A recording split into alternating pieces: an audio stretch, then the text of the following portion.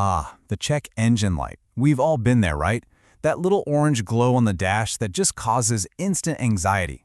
But what if I told you the fix could be a simple test you can do yourself right in your own driveway? Today, we're going to focus on the oxygen sensor's heater, which is a super common problem, and it's surprisingly easy to check. This one test might just save you a ton of guesswork and a trip to the shop. Yep, there it is again, that little light just staring you down, practically daring you to ignore it.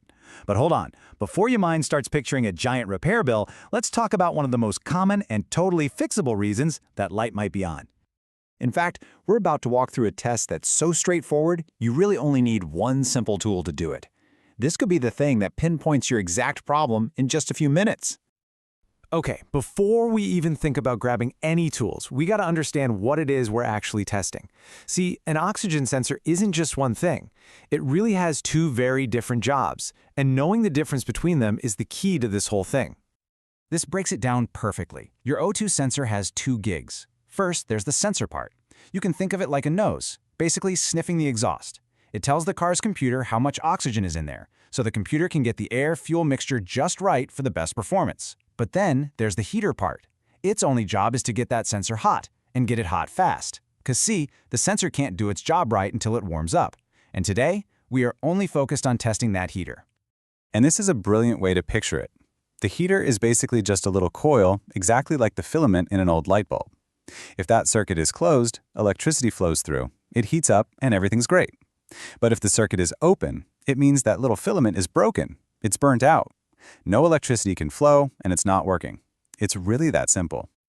So how in the world do you find the right wires to test? Well, here's the secret handshake. On most of these 4-wire oxygen sensors, you're going to see 2 wires that are the exact same color. Boom, those are for the heater. The other 2 wires that don't match, that's for the sensor part.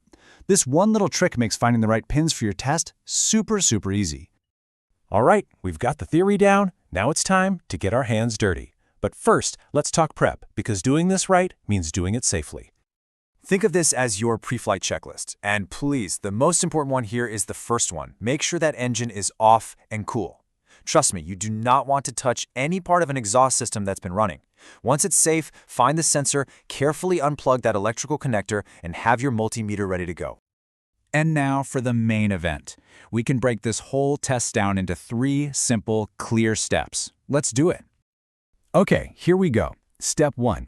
Grab your multimeter and turn that dial to the ohms setting. It looks like a little horseshoe or an omega symbol. Ohms just measure electrical resistance, which is exactly what we want to know. The 200 ohms range is usually perfect for this. Step 2. Take the probes from your meter and touch them to the 2 pins for the heater wires. Now this is important. Make sure you're testing the pins on the sensor itself, not the wiring harness coming from the car. And finally, step 3. Just look at the screen. That one number is going to tell you everything you need to know. So, you've got a number on your screen. What does it actually mean? Is it good? Is it bad? Let's decode that reading right now. This table is your decoder ring. If you see a reading anywhere from, say, 2 to 30 ohms, then congratulations, your heater is working just fine. But if you see OL, which stands for open line, or infinity, that's our burnt-out light bulb. The circuit is broken. That's a bad sensor. Same goes if you see a reading of 0 ohms. That means you have a short circuit, which is also a fail. So the takeaway is simple. You want a low, steady number. Anything else means it's time for a new sensor. And let's just be crystal clear on this next part. If your test gave you an OL or a 0, you can't just fix the heater. It's all one sealed unit. The entire oxygen sensor has to be replaced. But hang on. What if your sensor passed the test? Your check engine light is still on, so the problem has to be somewhere else, right? Let's figure out the next logical step. And that's the million-dollar question, isn't it? If your sensor's heater tested just fine, it tells us something really important. It means the component itself is good. The problem isn't the part, it's the power supply that's supposed to be getting to the part. So this leads us to an optional but very valuable second test, checking the vehicle's harness. With this test, you're not testing the sensor anymore, you're actually checking the car's wiring, its fuse, and its relay to see if they're even sending electricity down the line for that heater to use.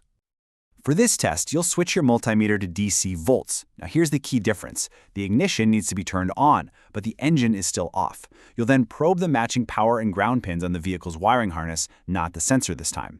And the magic number you're looking for is about 12 volts, which is basically just your car's battery voltage.